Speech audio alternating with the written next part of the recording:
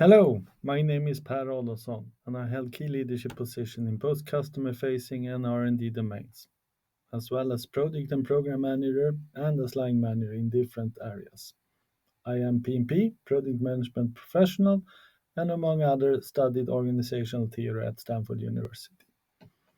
In today's presentation, I will talk about cross-functional pollination and collaboration, why it matters, what it might lead to unless we do it, and how it can be a driving force for the continuous improvement and business growth.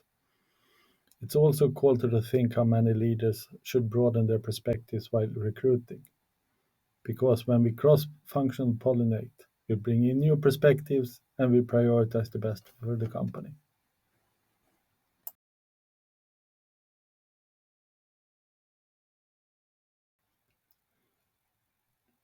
Over the years, I learned that some of the best ideas, solutions, and improvements don't come from staying in your own lane. They come from cross-pollination. I therefore attend a lot of external seminars and fairs to learn about new ideas and solutions others have already achieved in their businesses, and with some adjustment could be implemented in my own area and contribute to improved ways of working, etc. So, why inventing the wheel if someone already done so? When we create bridges between functions, roles, and perspectives, we don't just improve collaboration.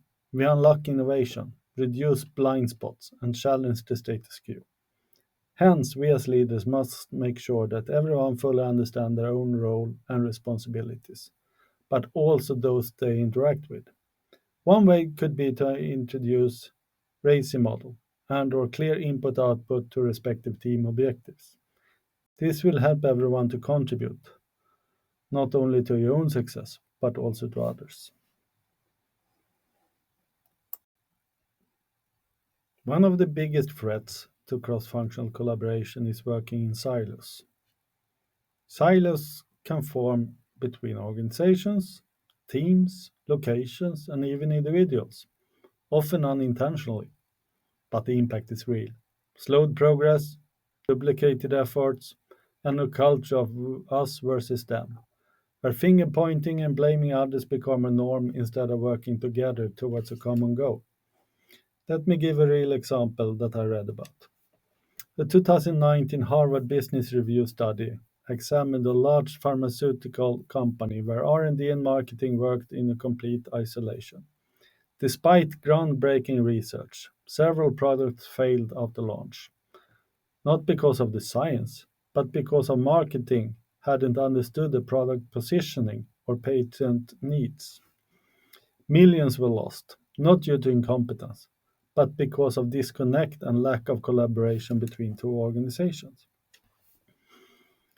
I've seen this personally as well in smaller settings too, where two neighboring teams solve the same problem differently, and outcomes from retrospectives are never shared with each other, when knowledge and insights are hoarded instead of actively shared. Breaking silos require more than collaboration tools like Jira and Teams, etc. It requires holistic leadership, a clear vision, shared goals, and a collaborative culture where people talk to each other, where knowledge is shared and feedback is given regularly between colleagues and not only by a manager in the yearly performance review.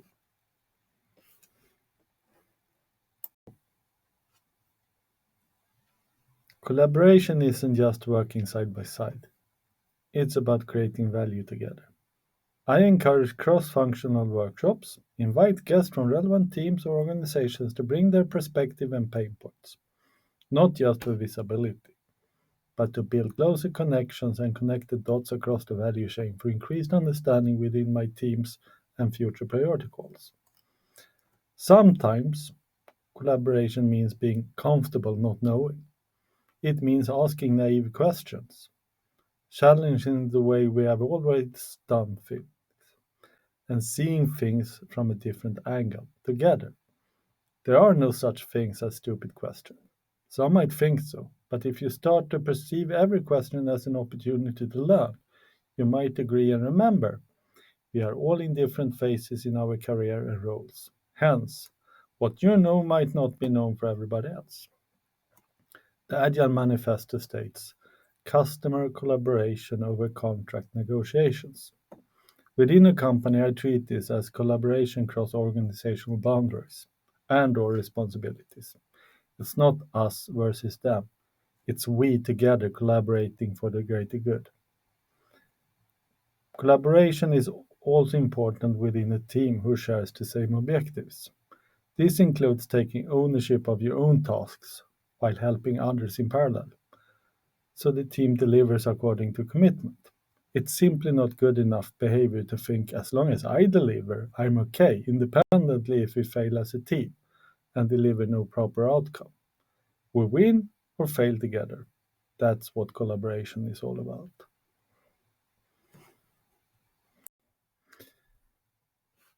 Cross functional pollination doesn't only happen within. Sometimes it starts by bringing in fresh perspectives from outside. When I hire, I don't just look at the hard skills and what the person already knows about what he or she will be doing in the new role. I look for true diversity and culture contributions. Someone who brings new thinking, different experience, and the courage to challenge and evolve the business. I've seen how people in different industries, backgrounds, and mindset can open possibilities that we didn't know existed. They ask the question others stopped asking. In fact, some of the very best recruitments I have made are people from other companies or organizations wishing to do a sideway move. Personally, I have strived for multiple sideway moves, not because I haven't been satisfied or successful in my current role. This behavior has equipped me with a comprehensive understanding of the end-to-end business and needs within the company, helping me connect the dots for my team and allowing them to be experts without me micromanaging, while I come with new eyes and holistic business understanding. A large-scale American study from 2024 clearly shows mid-level managers deliver positive performance initially but often experience an inflection point, typically after 4 to 7 years, after which their effect can reverse. In 45% of the companies analyzed, it does turn negative. There are benefits from staying year in, year out in the same organization within similar roles and responsibilities, but I perceive it's important that people do sideway moves to broaden their end-to-end perspectives and understanding and cross-pollinate between organizations and cultures. Because sometimes the best way to solve an old problem is with a new pair of eyes. So, we as leaders should promote sideway moves more frequently and not take the safe approach, hiring someone from their own organization. Here are a few examples of areas where cross-functional collaboration and/or pollination brings value. Let's start with software development. Blending architects with designers and users will lead to a more intuitive product. Each function brings its lens, and together creates a better customer outcome among other benefits. Information sharing. Hearing different lenses and teams' unique contributions on the same vision will create a deeper engagement and sense of co-ownership across functions, and an improved understanding of their objectives and priorities. Alignment. Involving representatives from impacted teams during strategic planning ensures the direction is viable from multiple angles, not just visionary, but usable and wanted.